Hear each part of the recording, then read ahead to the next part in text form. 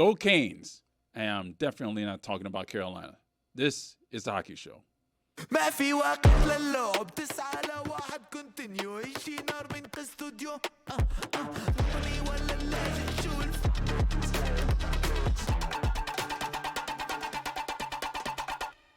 David Droger, the Hockey News, is holding up the U. Ethan is in the other studio. Rose is Miserable. back for the rest of the season, hopefully, I think, possibly. Are you? Are you back? Yes, because this is done. And if you're asking about my sunglasses, I know it's not cool to have them on, but my eyes are puffy, and I don't want it to be on camera because it hurts. I did not ask you about your No, glasses. I'm telling the audience. Yes, hi. They are asking about your glasses. My name is Roy Bellamy. This is the Hockey News. You can watch us on YouTube. It's the Hockey Show. Oh, I'm sorry, the Hockey News. That's where you work. Yeah. Yeah, well, this is the Hockey Show. The Hockey Show DLS is where you can find us on YouTube, on TikTok, the Hockey Show 7, on X, Instagram, and Threads at Hockey Show DLS. We had a lot of fun at Winter Classic. Unfortunately, Rose wasn't there to partake. Hopefully, she will be for Stadium Series. We will talk about that in a moment. But the NHL has made an announcement where the next Winter Classic will be next season. It is going to be in Utah, as the Utah Mammoth will host the Winter Classic at Rice-Eccles Stadium, the home of the Utah Utes. And I got to see a picture of the stadium, mountain background, very scenic, good chance of snow. And if you've read any of the mentions that I got from the day of the Winter Classic, when I posted a picture, hey, this is what the ballpark looks like right now, this is probably a good spot to have because everybody wanted it to be in a winter wonderland instead of near a beach somewhere in Miami. But, yes, the Mammoth will hold this game for the Winter Classic. Do you agree with the decision? I had a joke there. This team is hosting, and is not even old enough to rent a car. Yeah, that is true. 3 years old. Even they came from Arizona, which came from Winnipeg. But yes, but officially they are their own franchise, the Utah Mammoth, and they are going off of the previous 2 seasons that they've been in existence. Do you agree with yes, Ethan? I mean, you know, Rose mentioned that they're a brand new team. Seattle hosted the Winter Classic. That is also true.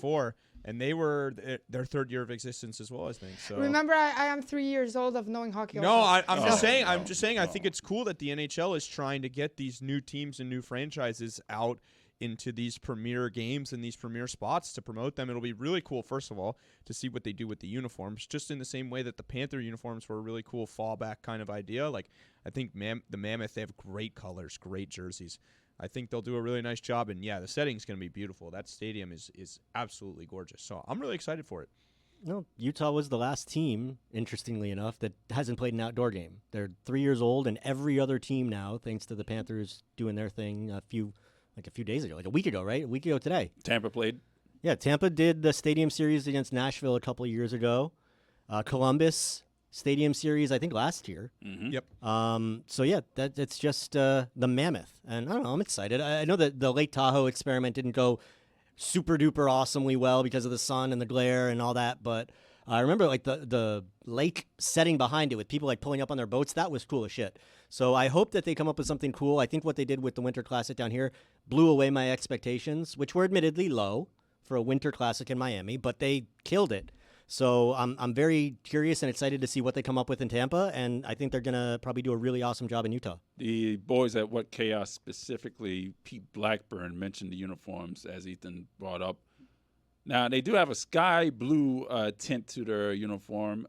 That would be a great base color for their Winter Classic uniform. I think sky blue, black and white is their color. Yeah, pretty simple winter colors. I don't know. I think they should lean into the Mammoth. I think their jerseys should have some kind of like a animal look? Hair coming off. Yeah, for sure. Like a fur, like a brown jersey. Yes, absolutely. With that might tusks be pretty cool. Maybe actually. hanging off the front of the helmet, little tusks up there. You know what would be cool is like a brown with like a light blue. And it's kind of like they're the Mammoth, but you incorporate that light blue, kind of like a Mammoth vest over a hockey jersey. In blue, yeah. We're onto something. Oh, man. Keep them warm. The Buffalo Sabres and the San Jose Sharks have been the biggest surprise so far this season, I think. Even the Blackhawks have been better than expected, and that's just the positives. We're not going to talk about the Jets here. which Oh, is the complete opposite, Complete of opposite. positive. So this gives us a chance to review our preseason What the hell predictions. was that? I don't know. What was that? What are you doing? Somebody allowed Rose to have the telestrator. Rose which thinks was she's a John really bad Madden over idea. there. Oh, I was showing you. Oh, are you looking for it? Yeah, it was right here next to Dave. Now it's gone. I'm so sorry. I hijacked it. You Because- jacked I don't the know whose telestrator. idea It this was right here a I don't know minute ago. whose idea this was. Oh. It certainly wasn't mine. No, but keep talking about the Sabres. I'm gonna try to. We're not keep talking before about we the get same. We're there. talking about our tiers. Before we get there, Oh. anytime you're watching a football game, right, on the telestrator, and somebody draws Rose, can you give me 2 circles? Dude, Anytime please don't somebody make her draws do 2 that. circles, Okay, don't you we're kinda like not gonna do that. We're What? not gonna do that. We're not gonna do you that. sit up a little bit, you know, you get a little excited in your chair. You're like, is We're he gonna not do gonna. it? We're not gonna Is he do gonna that. do it? We're not gonna do that. They- So we they are rarely talking ever about do our it. tiers, Nice our rack, preseason tiers that we made prior to the season starting. As I said, the Sabres and Sharks and Blackhawks, positive surprise. So let's go over what we said earlier in this the season. As you remember, the Florida Panthers, top tier. Yes, they're in their own. They are in their own tier. And they will stay there until somebody knocks them off. Correct, David. Correct. Yeah, That's that the is- only take. Yeah, and of course, in the bottom tier, the Roy's opinion of Sidney Crosby are the New York Islanders and the Pittsburgh Penguins. Who are both in a playoff spot Yes, at this moment. both in the playoff spot. Now, in the middle, now we can parse out where we were right and where we were wrong. Let's start with the second tier, the teams trying to be like the Florida Panthers. We had Minnesota, Carolina, Colorado, Dallas, New Jersey, Vegas, and Winnipeg. Winnipeg being the obvious wrong answer there. Yeah, Jersey's a little ebbs and flows this year, out of a playoff spot at the moment, but everybody else in that tier, Well, who- especially after Minnesota made I the was going to trade. say, who That's- could have seen that coming? Yeah. You shut up. No, seriously. I mean, I probably would have put them in the should-be playoff teams tier, but you guys had them right at the top of the trying to be like the Florida Panthers tier, and now they are trying to be like the Florida Panthers. They went out, made a huge swing, and got Quinn Hughes, and, I mean, they've been the best team in hockey since they did that. Rose has wrote the word dying on the Florida Panther Well, tier there, which is not true because they're coming recuperating. back. They're healing. They're losing everything. Rose, this is the first half of the season. They're not losing everything. Well, it's the second half of the Let season. them get healthy. It's the start of the second half of the it's season. still tightly That's a packed useless enough. correction there. You know They- what? There's a theory that you guys have that one player doesn't make a team, and I believe a little bit of that, but the Florida Panthers, they need 2 of the players. If not, they're not good. Rose, they're missing half the team, but that's neither here nor there. We got to Multiple continue with these Hall tiers of Fame here. caliber people are out Yes! of their lineup. Yeah, Multiple. Yes. Barkey. That's why we Barkey. need Barkey. No, Chucky. And their best defenseman Marshy is out. this year. Jones Their is best out. defenseman. Marshy's Kulikov out. is Jones out. is out. Oh, sorry, I did You've not. been on vacation. Way yes. more than one player. All right, let's talk sorry. about the third tier here. The should-be playoff teams. We had Calgary, Columbus, Edmonton, Los Angeles, Montreal, Ottawa, the Rangers, Toronto, Washington, and Tampa, with the clear wrong answer being Calgary and Ottawa. Ottawa, I'm not done with Ottawa. Ottawa's not done either. They're 5 points out of a playoff spot. But And that- Columbus, by the way. Yeah, Columbus. Columbus is on there as Columbus well, is- but yeah, if we can replace Columbus with Ottawa there. Yeah. Yeah. Well, So- they're right now they're the bottom 2 teams in the East. Yes. It's tightly packed. I'll give them, but yeah, we may have been a little overexcited there with some of these teams. Teams with potential maybe, we had Boston, Buffalo, Utah, Detroit, Seattle, Philadelphia, San Jose, St. Louis, and Anaheim. This might be our best tier, just because. St. Louis. Yeah, one miss really, but like, come on, Anaheim we saw coming. Yeah. The Sharks, so somebody here saw coming. Yeah. Is Seattle so? Whoa, Seattle's in a playoff Seattle's in a spot? Seattle's in a That playoff caught me off divisional- guard, man, because the divisional Ducks have playoff fallen spot. off. Yeah, because Yeah. the Ducks have fallen off so much. They've won like 2 of their last 14 games. Yeah, or they're something like that. struggling. And yeah, wow, I didn't realize Seattle's been playing better. Guess that's- Q's not going to win the Jack Adams anymore. That's definitely our best tier. The beer leaguers, Chicago, Vancouver, and Nashville. Chicago should be in a higher echelon there. Vancouver and Nashville. Well, all of Exactly them are where out they of the should be. playoffs, but yeah, I mean, Yeah, just but Winnipeg Chicago, is just Chicago's killing injured, though. Chicago's been coming back recently too. Chicago's They've been won playing better 4 in a row. recently, 4 in a row. Stay tuned. Chicago's coming up in puck luck. All they need to do is stay afloat until Bedard gets back, and they can just kind of hang around because this wild card race, man, it's Yeah, it's gonna be wide fun. open. San Jose's still in there. Los Angeles hasn't played very well, but they're holding on to a playoff spot. And then Los the Mammoth and Angeles the will Ducks, get like, themselves aligned For sure. next to Edmonton I agree as with the you. season progresses. 100%. Like however it plays out, you Right. know where they're going to be. Exactly. All right, let's go into the Panthers then. Let's start with the Winter Classic. Start with the new year. They lost 5-1 to New York, the New York Rangers. They beat Colorado. That was almost a perfect game, and they had to play an almost perfect game 2-1 against filthy, the best baby. team in the league. And then they went out to Canada and got their asses kicked by Toronto and Montreal. Yeah, losing 10-3 combined in Toronto and Montreal, not ideal. Granted, they played 4 of those periods without Brad Marchand and all of those periods without all of the guys that we talked about before. But this was supposed to be a time where the Panthers were turning things around. Like it looked like as we got around Christmas time that they were really starting to figure it out. They had won 8 of 9 or 7 of 8 or whatever it was. Now they've been alternating wins and losses, but the road trip, they've got to turn it around. Just because if you look at the divisional standings particularly, that's one area that it's starting to spread out a little bit. I know Florida, as of this morning, let's see, Tampa's in the 3rd spot at 55. Florida's got 47. That's a big number. 8 points back is a big number. Panthers are 2 games into a 6-game road trip. 10 of the next 12, including 2 that they just played on the road. The injuries have definitely hit the Panthers again. Brad Marchand taken out of the Toronto game. That was a coach's decision by Paul Maurice. He's been dealing with a little bit. And did not play against Montreal. Matthew Tkachuk is on the road trip with the Panthers.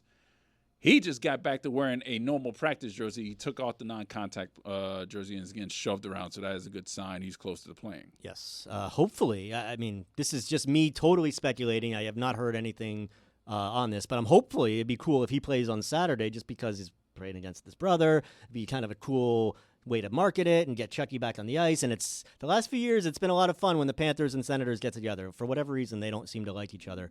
So either way, he's coming back on this trip. It looks like Marchand's day-to-day, so it's nothing insidious and serious with that. So I'm just trying to be positive here because they're still right there within striking distance, and we've seen how good they can get just by adding a little bit of depth. You remember when Verhaeghe and Luostarinen missed a game or two last month, they both came back, and it was like a huge shot in the arm. So if they can get a similar effect right now, go a long way towards their momentum towards the playoffs. I mean, it just goes to show how important Seth Jones is for this team right now because they managed to stay afloat and survive and win that Colorado game with what I thought was actually a great defensive effort despite not having Seth Jones out there. But since then, I mean, just they had a good third period against Toronto, I guess you could say, but Wall kind of stonewalled them and they didn't score anything. Montreal last night, like I was kind of in and out of that game because of the playoff game, but like it was it was not a great effort from the Panthers. I thought like it was very lackadaisical offensively. Just it's hard to generate anything right now because their defensemen aren't getting up the ice as much. The power play is nowhere, and you've got guys that are in roles that they probably shouldn't be in and eating minutes that they probably shouldn't eat. I don't want to say any names here, but I think you can kind of pick up what I'm putting down. And look, they got to stay afloat because this is a crucial road trip for the Panthers. I mean, 6 games on the road here. You're 2 in already, and you're down 2, and you're falling 3 points out of a playoff spot. Like, if you don't get anything going on this road trip, there's a chance that this could be it for the season. And not enough rest, even with the Olympic Correct. break, because half the team is going to Italy. Right? As I mentioned, we had a lot of fun with the Winter Classic, and if you want to watch that video, it will be posted on YouTube. But for right now, guys, give you a quick thoughts on what happened on New Year's, not even New Year's Day, but the 2nd of January. Well, I think I said ahead going into it that my expectations were kind of low just because it was a Winter Classic in Miami. I had no idea what to expect. I purposely wanted to go in kind of with sunglasses on and let it potentially blow me away, and it really did. I think they did a great job. I thought everybody that went had a good time. I think the only negatives had to do more with the stadium BS than the game or any of that. Which is not the league's fault. No, not the Panthers' fault, not the league's fault at all. No, it's just they don't know how to put on a big event at Marlins Stadium because they don't really get a lot of people there. Hopefully that will change as the Marlins continue to improve, but that's another topic for another day. But overall, I think they killed it at the Winter Classic. I thought it was awesome. I think we all had a good time. Ethan seemed to have a blast making his way around, spending way too much money in the team store. And Roy, you even cracked a few smiles. I hate when you listen. You're smiling right now. I smile. Okay. All right, now people like to say, "Hey, Roy, you don't smile." Hey, yeah. Finally, Roy was able to smile. Ha ha ha, he. I smile. I'm not saying you don't, but the ratio of smiles to other expressions on your face is a lot lower than other people. That's true. That's true. All right, it's time for Puck Luck. It's sponsored by DraftKings. DraftKings, the crown is yours. I will not do that pause that Chris Cody does every time he does a DraftKings read. So, no, that's not happening from this side. Dave, let's win some money. Let's win some money. So this only 3 games on the slate tonight, so I had to do a little digging, but I feel good about what I've come up with. First off, as Ethan mentioned earlier, Chicago has been playing really well lately. They've won 4 straight, and those 4 straight include wins over Dallas, Vegas, and Washington in Washington, and that's relevant because they're playing the Caps at home tonight, and the Caps have lost 4 of 6 overall and 6 of 7 on the road. So I like Chicago's money line, get some value there. Dylan Gunther on Utah, we talked about them earlier. He's hit his over 2.5 shots prop in 8 straight games before missing last game against Ottawa, so we're getting slightly better odds off the miss. And then Kevin Fiala of the Kings, him as well, over 2.5 shots on goal. He's hit that number in 5 straight. The Kings are a little banged up, and he's seeing a little bit more ice time right now over the past few Kings games. Total odds on your parlay, 477. Go make yourself some money and have a good weekend. Chris Cody is in the studio, and as we mentioned with the Winter Classic, he was there as well. He was there as a fan. Chris, talk about your experience at the ballpark that day. I liked it a lot more than this show represented. I thought it was fine. I thought the vibe was really good. I agree. I mean, that ballpark kind of stinks when in terms of getting in it, lines. You missed the first part of what I said. I raved about the event. I just trashed on the kind of the ballpark experience of people trying to move around. I thought it looked cool. I couldn't hear Role Model from where I was near the unnamed beer bar. Now they had speakers around the home plate area facing the actual seats. I don't think they had any in the outfield. Like section. I'm telling you, man, I had to someone's like, oh, they're performing. Like I couldn't even hear, didn't know the performance was happening. That's not cool. And the bar we were at is like the closest actually to that. You were at the performance. outfield bar. Yes. Yeah. And my brother was sitting in left field seats right next to it, and I went and sat with him, and there were speakers right in front of the seats, so you could hear like the skates during the game. It was a really weird audio experience because they had mic'd the ice, so you could hear all the sounds on the ice. Like Whistles. You could hear them already, but then you were also hearing them through a speaker. It was just kind of weird. well, It's wait a not a minute. great viewing experience. Were you able to hear any chirps? Not chirps. No, that would have been cool. That would've been But neat. it was really more so just like kind of the skates and the puck crashing into the stick, whatever. It was a great time. I had a great time. We but never get it again, weird- though, right? Like we No. agree. I mean, No, no. it'll be one a and few- done. No, that- it Think might about be a- this. Think they about might do this. it again. Outside of the football window for Stadium Series, do you think Hard Rock will get one? Yes. I think because of the timing, right, with football still going on, they might not do that. It's I don't in know. February. They just have to do it on. What are they worried Not- about? Yeah, The but Hard Dolphins Rock in the hosts big playoffs? games. a non-Super Bowl year. College football playoffs, bowl games. But They that's- have no, to that's not- that's in coordinate the January. schedule, but they can make it work. That's in F1, January. tennis. See, I think we blew it, guys. you guys I'm just- speaking positive of it, but nope, I don't think we're getting another I one. think Lone Depot blew it. I don't think Miami necessarily blew it because it turned out Yeah. fine. Like the guys Yeah. after the game weren't really complaining about the ice or anything. Like they said the ice held up pretty well by Hi, Chris Chris. Cody. Love you. But you know, they weren't really complaining about the ice. I thought the surface held up pretty well, all things considered. So, but of course, Hard Rock is outside. Marlins Park is indoors, so it might make it a little more difficult. You guys kind of set off a little light bulb in my head a minute ago when you were talking about the mics on the ice and maybe could you hear them chirp? You know how maybe you don't know this, but you know how like in NASCAR you can actually dial into the radio feeds of the drivers and their Yeah, and the pit crews broadcast, and yeah. everything. So you're hearing whatever they're saying. They could be chirping each other. They could be swearing at each other. They could be talking shit about other drivers. You don't know. So can we get to the technology where we can maybe cut into a feed of a hockey player who's mic'd up and just hear how he's like bagging on the guys in the other bench or go, you know what I mean? Like, wouldn't that be cool to like, you could tie into Brad Marchand mic'd up for a game? It would be for Matthew Tkachuk versus Evander Yeah. Kane. Just think about the endless possibilities. The NHL would never let that happen. No, Oh, not come the NHL. The NHL Players Association would never let that That happen. might be true too, but I don't think the NHL wants people to know what's I said think on the this ice. is a great idea. I think this would bring more people into the game. It humanizes the players. It's like, oh, he's pissed about the same thing I'm pissed about. It's a great idea. Don't get me wrong. I just don't think the NHL would ever let people hear what players say to each other. There was an right. outdoor game in Miami a week ago. Like maybe we're That's true. you That's know. true. Maybe they're getting a little more advanced. It's time for Rosa en un minuto. Rosie, what do you have? Okay, let's go. I missed this song. Hola hijos, este es un minuto de hockey con Rose. Esta vez nos vamos a Seattle, donde se desató el Kraken. Seattle que arrancó la semana aplastando 5-1 a Calgary. Shane Wright marcó el gol de la ventaja, pero el verdadero monstruo fue Philip Gaudreau, que se mandó 41 atajadas. Sí, 41. El hombre estaba en modo pared. Después siguieron con el show en casa. Victoria 7-4 contra Boston. A Kaput Kakuk metieron 2 goles y Berkey Katun anotó sus primeros 2 goles de la NHL. Seattle extendió su racha de 9 juegos seguidos sumando puntos. Nadie los para. Pero la fiesta tenía que terminar. Con Minnesota, los Kraken empataron en el tercer partido. Con Zuccarello los apagó en overtime, derrota 3-2. Aún así, Seattle cierra la semana. 2 victorias, 1 derrota, puntos en 10 partidos consecutivos y jugando como quiso un equipo serio, muy serio. Porque cuando el Kraken se despierta, alguien termina hundido. Esto fue un minuto de hockey con Rose. Tu resumen semanal de puck, pasión y un poquito de chaos. ¡Woohoo! Yeah, Let me go give it to you in Kraken. English, people. Yeah, I hope that wasn't the English script. Holy shit, that is loud. What is happening? I told you it was the English script. 1 minute of hockey with Rose, people. Hey kids, this is 1 minute of hockey with Rose, and this time we're heading to Seattle, where the Kraken has been unleashed. Kraken. Yes. Unleash The the Kraken Kraken. started the weekend by crushing Calgary 5-1. Shane Wright scored go-ahead goal. But then the monster was Philip Gaudreau with stopped 41 shots. Yes, 41 shots. The man was in full brick wall mode. So they kept the show going at home. 7-4 win over Boston. Brick And wall mode. Kaku scoring twice and Berkey Katun nearing his first 2 goals of the NHL. Woohoo!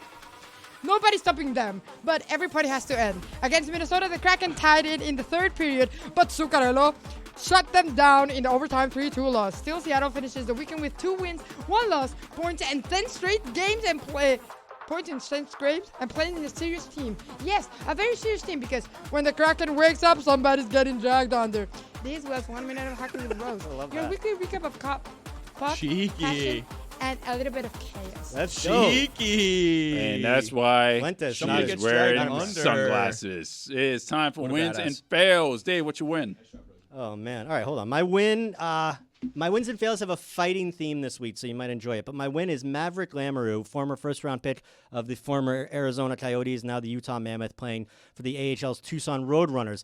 The massive Lamoureux, 6'7", 214, Roy. Big boy. He won a fight against Turner Ottenbright during Tucson's 3-2 win over the Calgary Wranglers last week. And the fight was actually at the end of December, so 2 weeks ago. Yeah. But the video is just showing up, and the video shows Lamoureux, after he got sent off the ice for fighting, trying to get back on the ice to fight someone else. And the referee's like, no, That's illegal. no, no, no, no. That's so badass. You're done.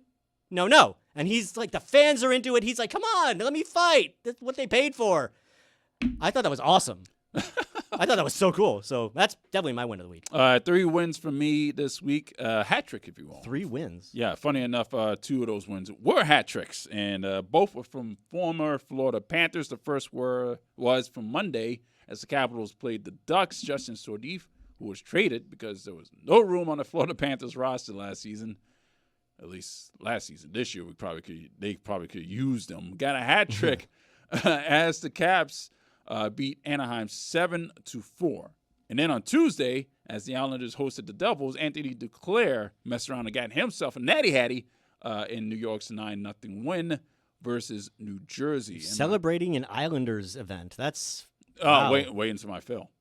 Wait until my fill. My third win is even more special. Layla Edwards, who is currently a senior at Wisconsin, she is playing on defense over there and as a Badger, will now be an Olympian as she was chosen to be part of the U.S. women's hockey team. She became the first black player to ever be rostered That's awesome. for the Olympics for the United States women's hockey team. So that is awesome. Ethan.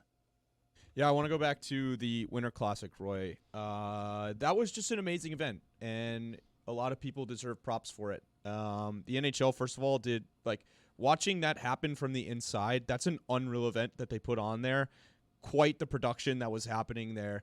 And I just wanted to highlight it again because we had such a great time. First of all, I wanted to shout out Fatu for coming down and hanging out with us. She gave you some love, Roy, on the Justin Sordif hat trick. She was all excited that her Caps were taking good care of a former Panther. So we had so much fun hanging out with her and Sean and everybody that was there. And we just had such a great time, and it was such a great event. I'm so happy we got to go. So Rosie. thanks again.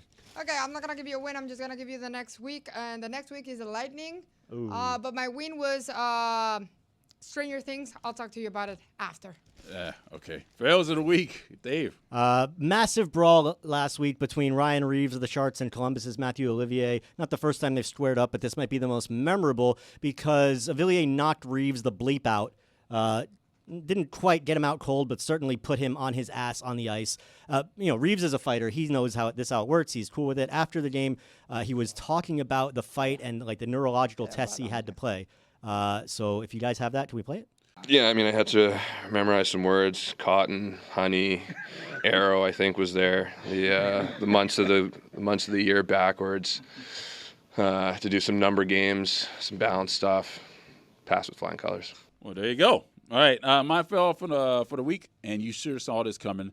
My fail goes to the Devils because on January 6th, the Islanders played the Devils on Long Island. On January 6th, the Devils lost 9-0 to the Islanders. On January 6th, Tony DeAngelo scored the Islanders' 7th goal. And on January 6th, you allow a goal to Tony DeAngelo, you deserve to get what you get. And on January 6th, Tony DeAngelo scored. The Devils deserved that 9-0 beatdown. Ethan. You called it, too. You texted me like I should have taken DeAngelo on January 6th. On January 6th. Fitting that he scored on January 6th. Did you guys see what happened in the Chicago-St. Louis game the other night with Jordan Binnington? Jordan Binnington gives up 7 goals. This is Team Canada's starting goalie. And he refuses to come out of the game. And then the Blues can't find their backup, Joel Hofer. He's just kind of hiding. I'm not sure if he's hiding. He didn't know what to do exactly. But it gave us this unbelievable screenshot of Hofer just kind of waiting in the wings, like hiding in the locker room. It was really a hilarious moment. I don't know how Jim Montgomery always finds himself in these situations where he just loses control of his team completely. He is once again the most fired coach in the history of sports. Rosie. If you're watching on DraftKings Network, coming on next, we have David Pignotta of the fourth period. We're going to talk about the league. He has some inside news for us. You can watch that on YouTube. So for everybody who's listening on audio, David Pignotta is coming up next.